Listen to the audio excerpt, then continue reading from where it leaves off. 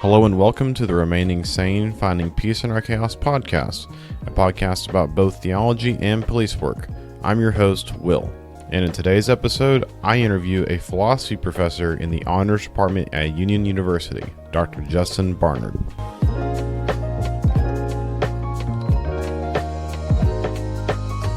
Dr. Barnard, how are you today? I'm doing great. Thanks for having me on the show. Good. One of the things that I wanted to discuss with you is the topic of nihilism. So this is something that I've talked about beforehand, where really this can be any profession, but I think especially with police officers, if we find our meaning, which is something we've talked about before, our telos, our purpose in life in police work, and then we continue to do the same, arrest the same person over and over, or we continue to deal with the same problems over and over, it can make someone nihilistic. And I believe that's one of the downfalls of really any job, but I think especially police work can fall into that, because as we've talked about before in this show, the police work itself, in some ways like the military or even some other emergency responders, is kind of unique in so much as there are appearances of religious elements inside of police work, such as, we have a Hall of the Dead, or we have fallen officers that we honor, or we've got relics, such as I've talked about before. We have the duty belt of a police officer that's fallen in the line of duty in our police station. And one of the pitfalls around that is when we find our meaning in police work, right? And then we do the same thing over and over, but we're still not making any progress, and it feels like it's just becoming the cycle and we're not finding meaning.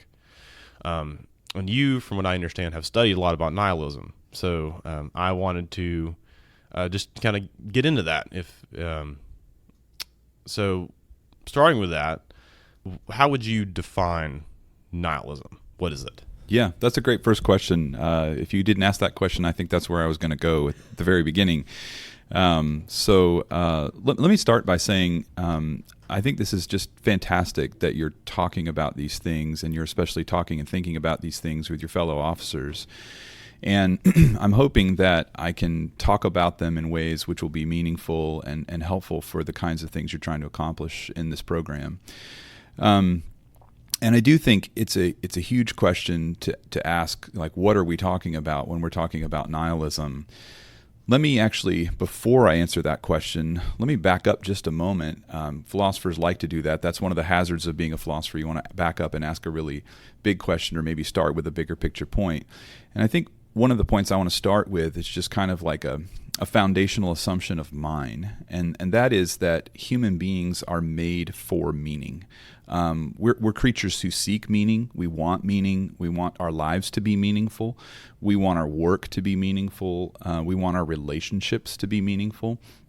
And I think that's been true all throughout human history. I don't think that's something that's unique to our contemporary situation. I think some of the very first human beings, the earliest human beings, were creatures who wanted meaning in life. And that's just a deep human impulse. It's a deep human desire. It's one that is inescapable. And as you were alluding to earlier, we seek ways to do that through various outlets in our lives to sort of have meaning and to want meaning and to crave meaning. The reason that I wanted to sort of lay that as kind of our building block for the rest of this program is because it'll help us, I think, when we start talking about what nihilism is, to understand that as kind of our beginning point, that human beings want meaning. So now I want to do like a quick history of the world in about 2 minutes, which is always going to be a danger. Yeah, let's go for it. Yeah, history of the world. I really want to divide the history of the world really into kind of two ages, an earlier pre-modern age and a postmodern age. We're, of course, living in a postmodern age, but there was a different kind of world in the pre-modern, ancient, and medieval era. And I think one of the ways that you can sort of distinguish between those two ages in the history of the world is that in the earlier age, in the pre-modern era, most people, most human beings, simply took it for granted that there was a kind of cosmological purpose to the universe. And, you know, So just to clarify, what does cosmological mean? Yeah, great question. It just means like an overarching purpose to the universe, to the way that history was unfolding, to the way that that life was happening on planet Earth. So the word cosmos is like the word for the totality of all of everything, beginning to end, all of history. And so human beings thought that there was a purpose. They thought there was a purpose behind things, and they thought that they could discern that purpose. They thought in this pre-modern world that they could figure it out. And for many of them, that purpose was connected to the intention of either the gods, if you were a polytheistic culture, or a single god, if you were a monotheistic tradition. And so there was this notion that those gods or that God had a kind of transcendent and overarching purpose for everything in the world, for everything that the human beings were going to experience. And I think for the pre-modern people, that was often a source of great comfort in times of distress. It was often a thing that they would use to give explanations for things that were distressful, whether it was earthquakes or famines, different kinds of trials that they would go through. They would always sort of come back to the idea that their own lives, their own individual lives, had a kind of purpose, had a kind of meaning, because it was connected to a larger purpose, a bigger purpose that was part of all of human history. So I think at a certain point, and scholars debate this, and I don't think for purposes of this show it's really important to get into those details, but somewhere probably beginning in the rise of modern science and through the Enlightenment, I think that gets lost, the idea that there is a cosmological purpose. So that modern transition era, I know you're debating, or it is debated rather, when it started. But let's say about 200 years time work. Yeah. What so would you say like 1600s, 1800s? I think definitely 1600s to 1800s.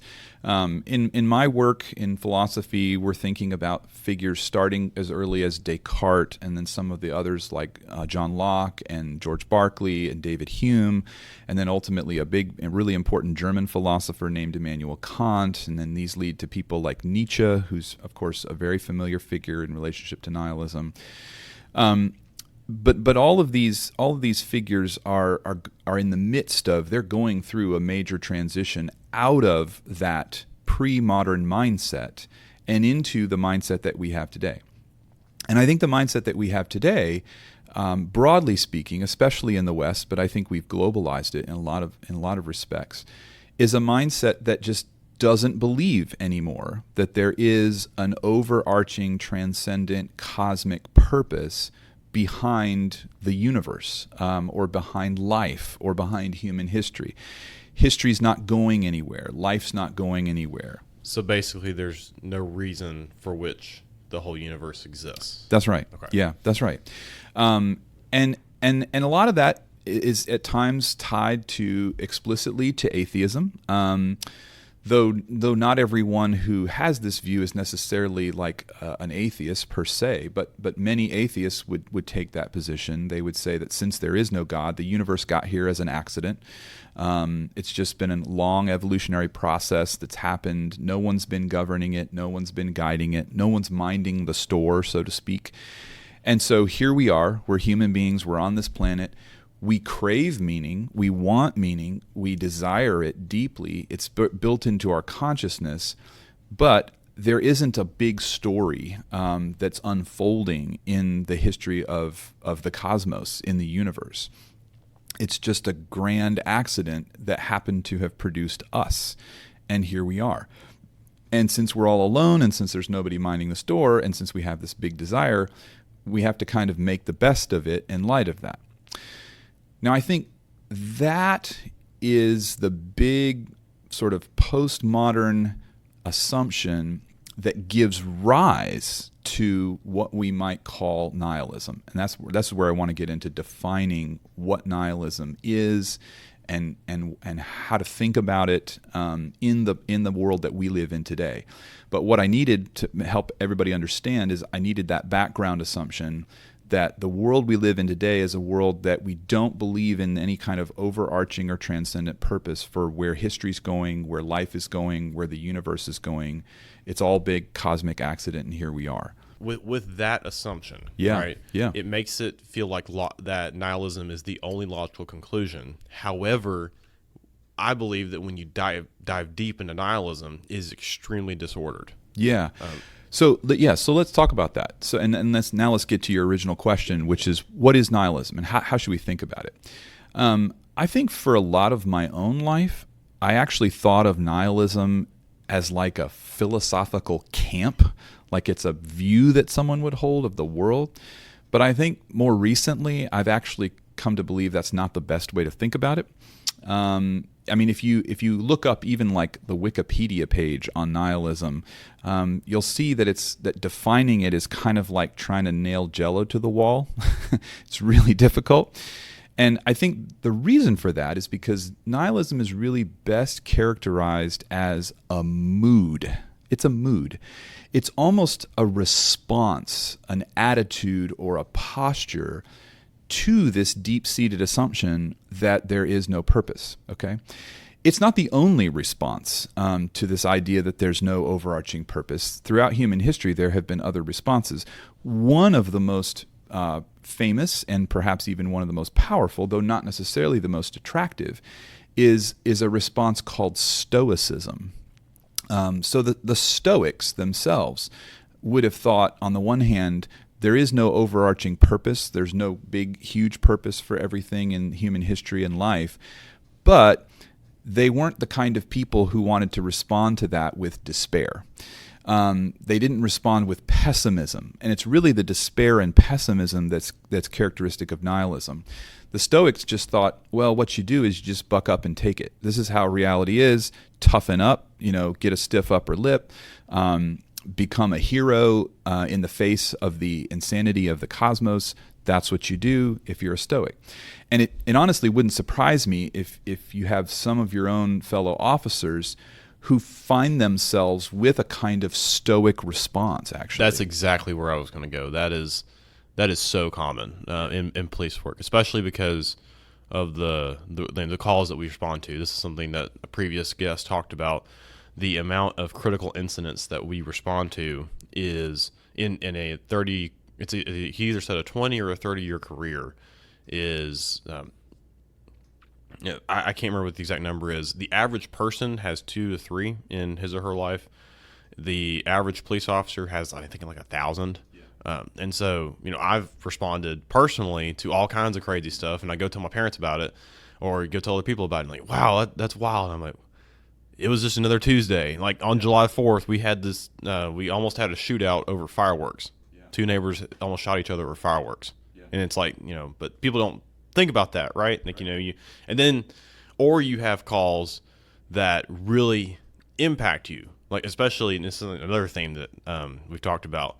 Kid stuff really gets to people. So when bad things happen to kids, I've personally talked about how there was a sexual assault that I worked with a child, and that was really affected me. And so but it almost feels unnatural to just stop and say that doesn't mean anything, or that shouldn't affect you, because right. I think that it's natural that it should, right? Yeah, absolutely. In fact, this is exactly, you've just put your finger on one of the major criticisms that some people make of Stoicism as a response to sort of the meaninglessness of things, is that it feels like you're denying an important aspect of your humanity, these emotional responses that we have to things that are deeply evil or deeply wicked. The Stoic says, hey, that's just life, you got to deal with it, get tougher.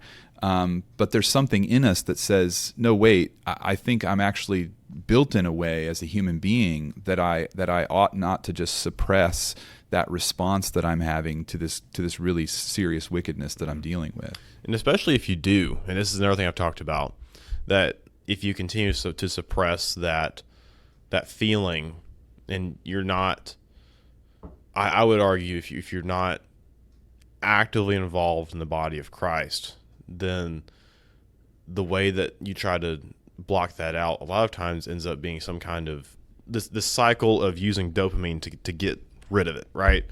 Or just to numb it. And that can be alcohol, video games. Heck, this is even why a lot of police officers have a lot of marriage issues, because fornication, the act in and of itself, can cause a lot of dopamine, not just the intercourse act, but the act of doing that with someone else outside of your marriage does produce a lot of dopamine. So we try to mask all these problems with these physical substances, but at the end of the day, if you follow those to their end, I mean, I've seen plenty of marriages get destroyed.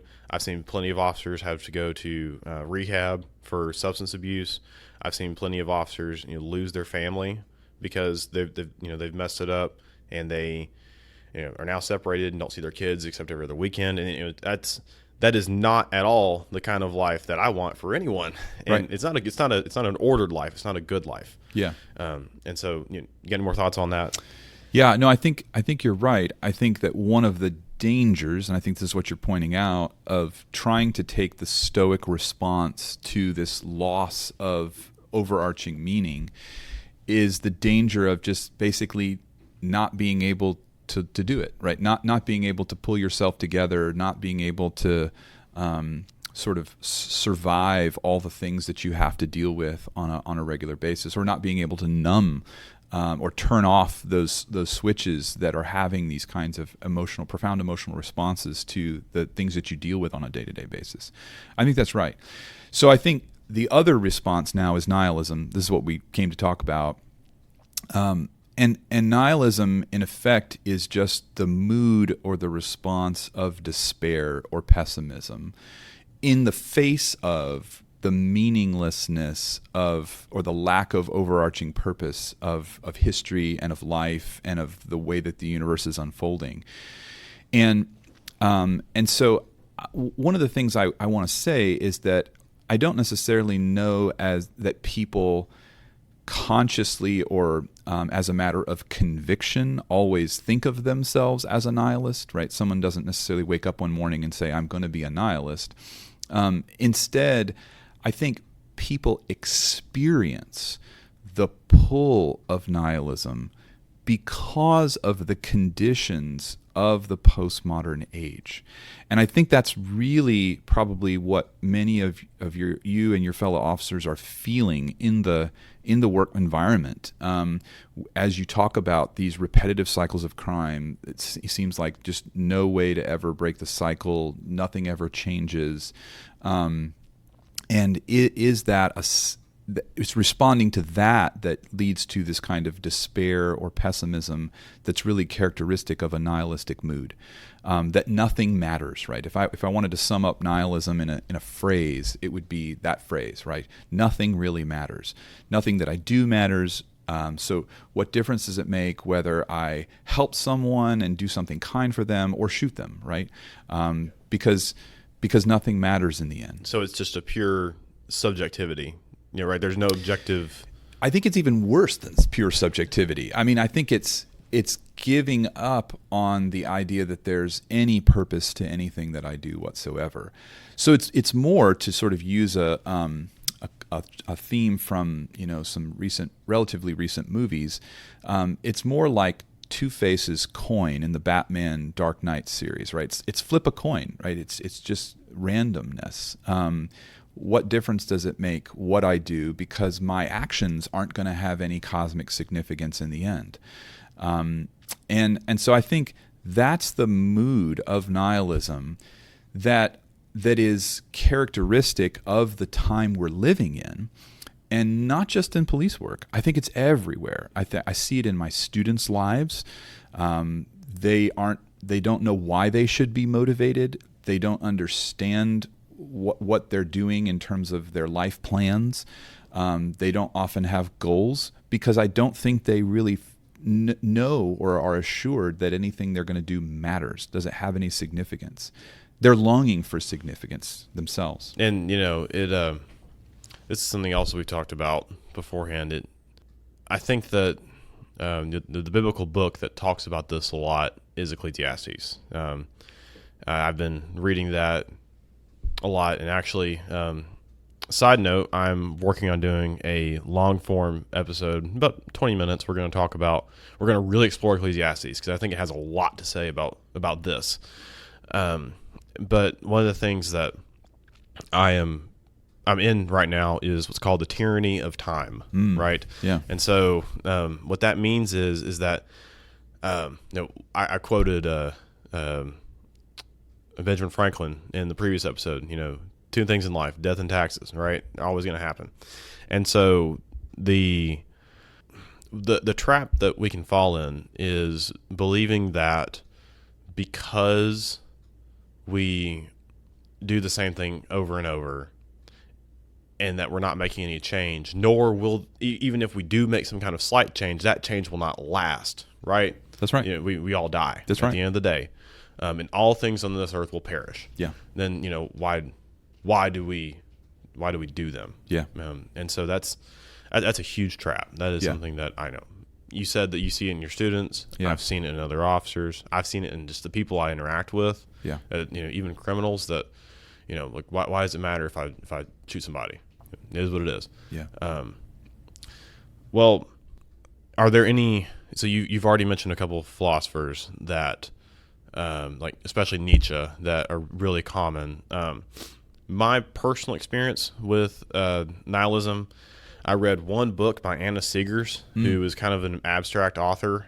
She was a student of Franz Kafka, and Kafka is like the literary version of Nietzsche. He is when you think of literature or you think of nihilistic literature, you think of Franz Kafka. He's number one. And I hated it. I remember reading Anna Seegers. I won't say what book it was. It's actually kind of an obscure one for what most people think of with her. But she's just straight up nihilist, and you feel almost like this despair, this like bleakness around you. And I'm like, when I was reading the book, my thought was, why should I even finish this? This is ridiculous. All I'm doing is just reading about how nothing matters, and there's no point here. So, Dr. Barnard, let's say that we're at that point. Let's say that we've been 15 years down Police Road, and we arrest the same person over and over. We see the same crimes over and over. We've gotten to the point where I've decided this doesn't matter anymore. I don't like doing what I'm doing anymore. I don't feel like there's any purpose here. Why should I even continue? How do we start to turn away from that? Because we know it's a bad thing, right? How do we start moving away? Yeah, it's a great question. And, I think the thing I want to preface my response to that question with a couple of caveats. I'm not a psychologist, but I've spent a good long while thinking about and reading quite a lot about just the complexity of the human psyche. And so I want to say at the start, the answer that I'm about to give is going to be far oversimplified. I realize that changing people's minds, changing the way they think, changing people's hearts, and even changing people's lives is an arduous and complicated task, and it requires a lot of resources that you have to bring to bear on a particular person's circumstances. But I do want to say philosophically, I think that probably the foundational thing that really has to change, and this is why I started out framing the conversation the way that I did, is we have to have a recovery of the hope, and I want to use that word intentionally because I think it's connected to some distinctly Christian virtues: faith, hope, and love. We have to have a recovery of the hope that there is a bigger narrative. Okay? That is to say that there is a purpose, there is an overarching purpose, there's a transcendent purpose. And I will say, unless you as a person or even as a community can bring yourself to a place where you can affirm that, or unless a society can bring itself to a place where it can affirm that there really is a transcendent purpose to human history, to the universe, to the fact that we're here.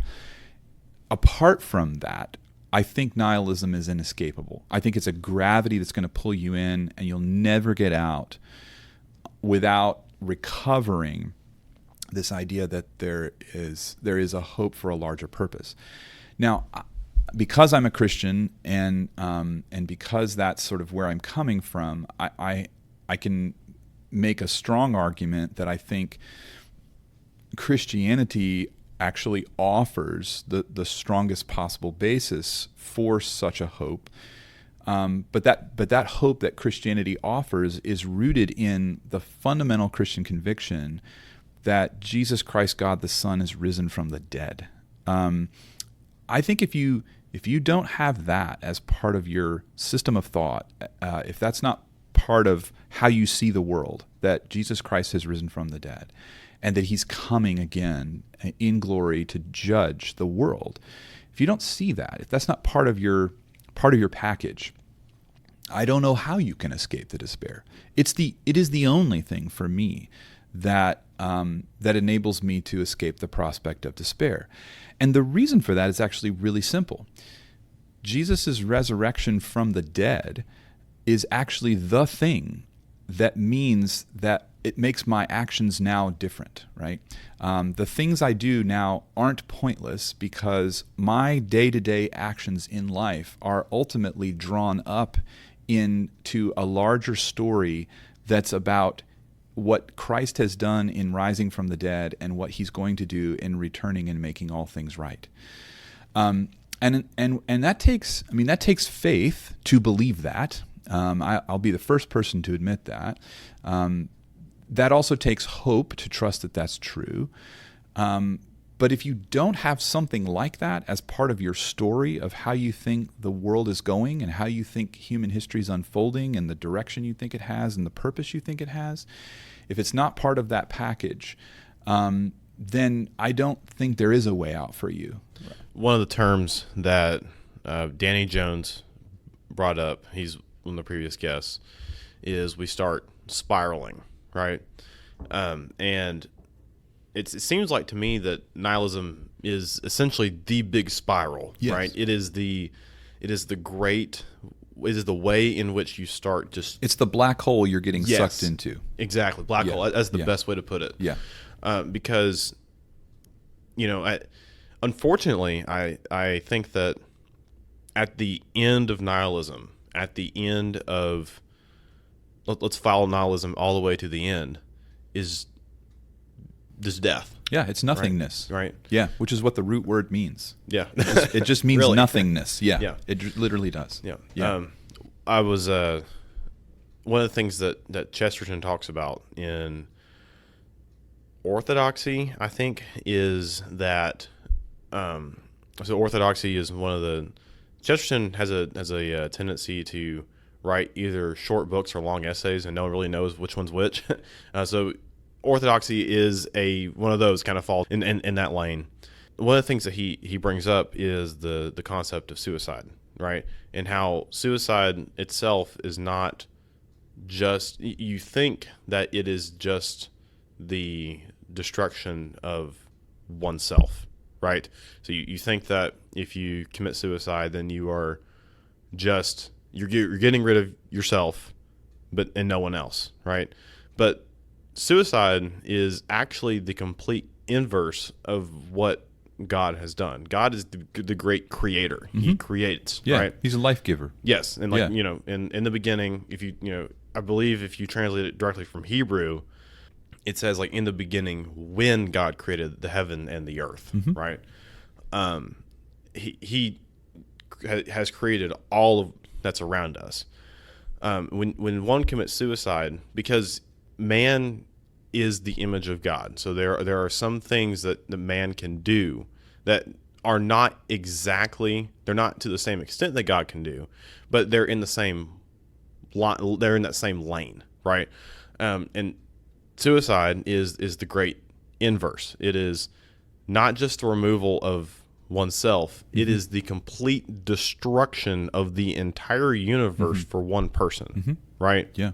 It's life denying and it's anti-creational. Well, I think with that, we're going to take a break.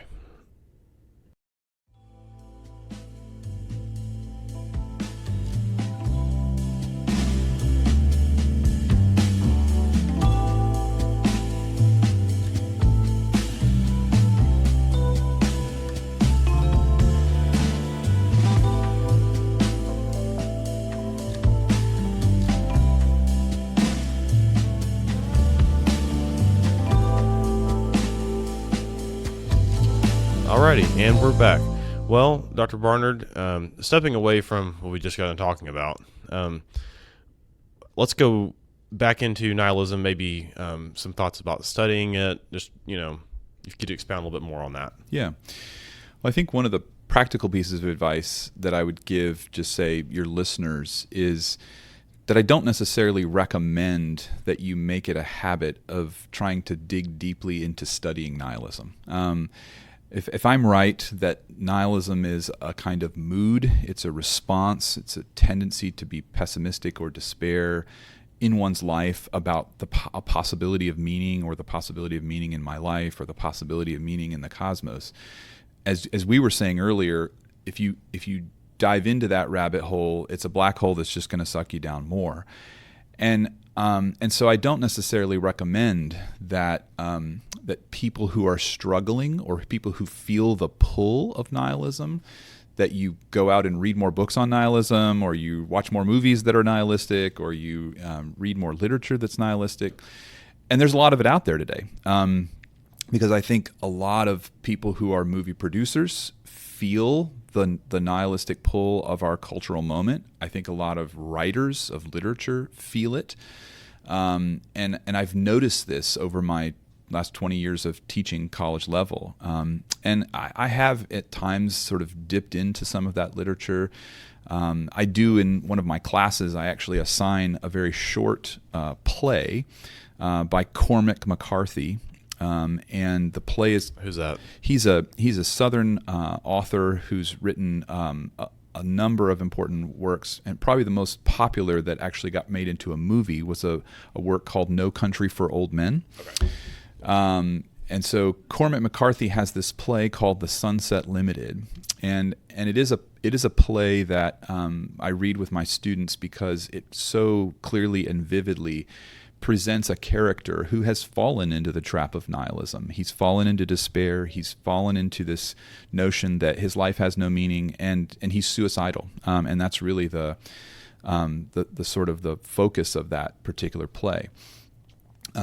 But if you're someone who's actually struggling with this in a real way, like you feel it in your life, you feel it in your day-to-day work, I don't recommend that you go and read a bunch of this stuff, because it really won't help you. Well, on top of that, we physically see that a lot too. That is, we respond to this. Well, that's something I didn't realize about police work is you respond to a bunch of suicides.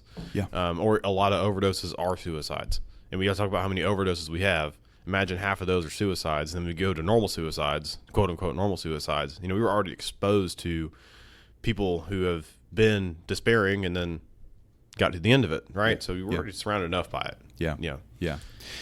And so I think you earlier asked the question, what do we do? Let's talk about that a little bit. I've already laid my cards on the table and told you that I think the deep answer to what do we do about this is we have to have a faith perspective, which tells us that there is an overarching purpose to where history is headed. And that overarching purpose is what gives our lives as individuals meaning, because we participate in that larger purpose. And I think, what I want to focus on for a moment is I want to focus on what the idea of participation in that larger purpose looks like. Because I think throughout human history, the way that human communities have tried to put into practice participation in a larger purpose is through rituals. And so at the beginning of the podcast, you talked about the rituals that you have as part of the police brotherhood, where you have fallen heroes who are remembered with their pictures and photographs on the wall, where you have even things that have been preserved from your fallen fellow officers. Yeah, we do what's called a final call a lot. So if an officer dies and he's still working, they'll clear a side channel on the radio, and then basically a dispatcher will say that we will continue that this officer's watch, right? Like that is something that's I think almost universal for police departments. Yeah.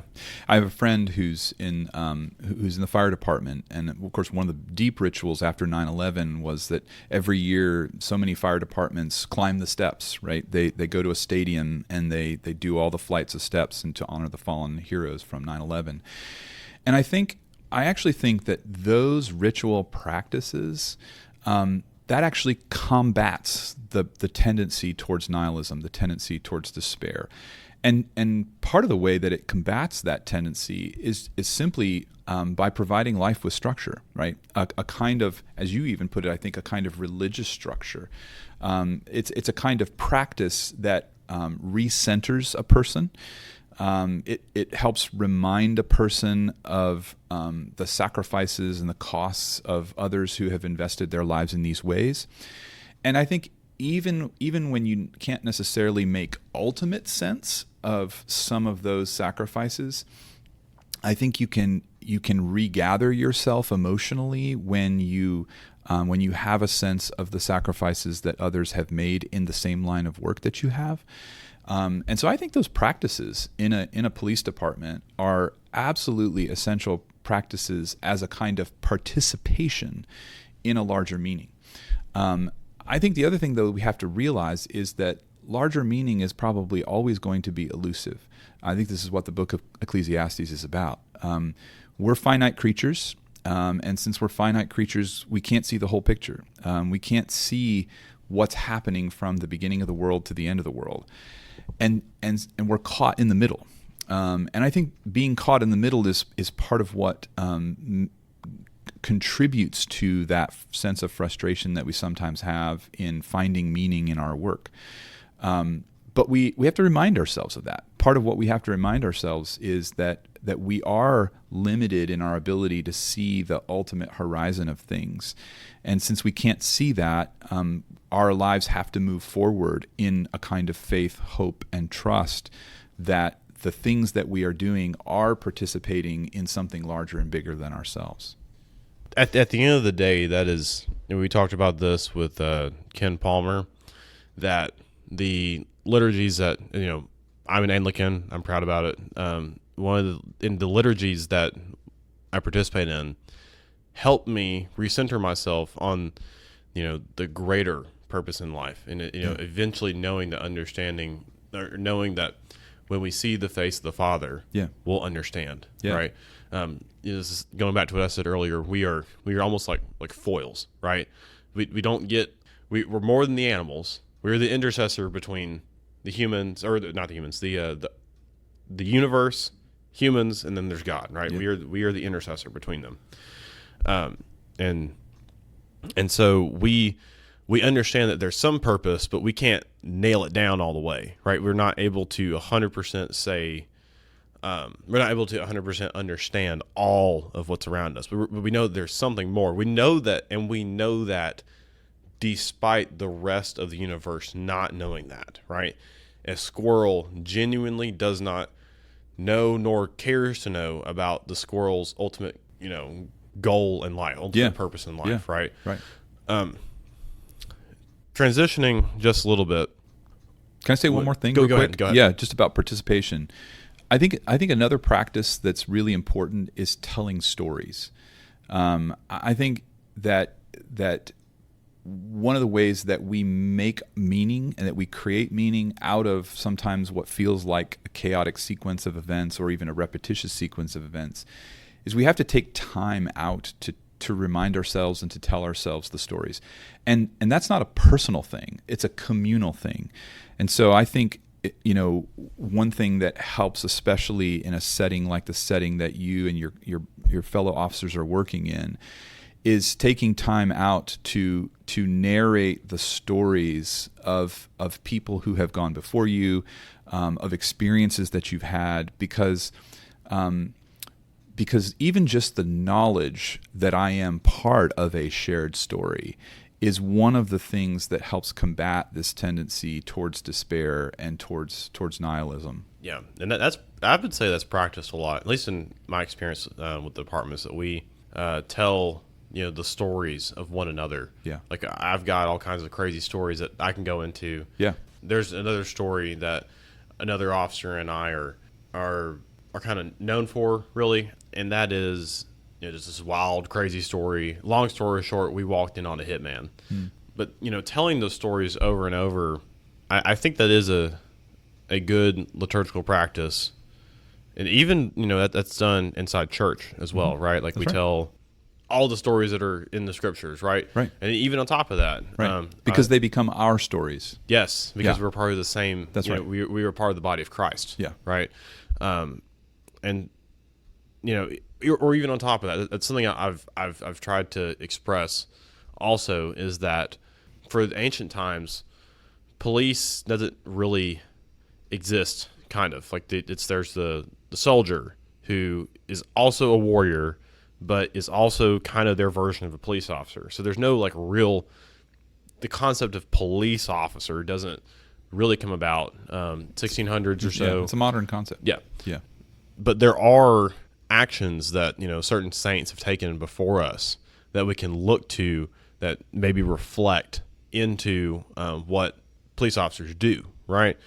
I would say one of the people that I like to look to is Daniel. So knowing that in face of all the physical trials and tribulations, lion's den obviously is one of the big ones, or knowing that even that he had to keep a physically fit body to continue to do what he was doing, like the whole story about him eating the good food, and refusing the king's dinner. Yeah.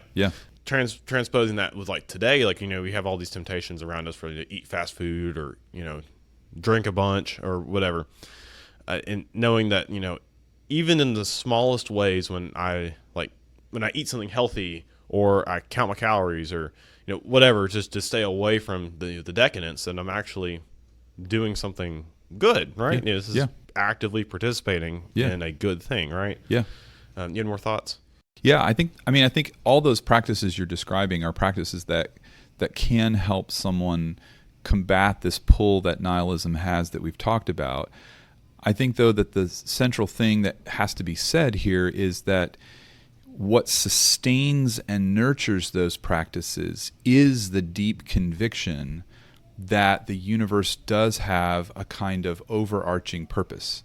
If you don't have that foundational building block in place, then you're not going to be motivated to do these good things that we're talking about. And so I'm trying to make sure I'm clear on that point, just for all your listeners, so that you don't get the impression that this is something that's kind of really easy to do. It's really challenging. You can't.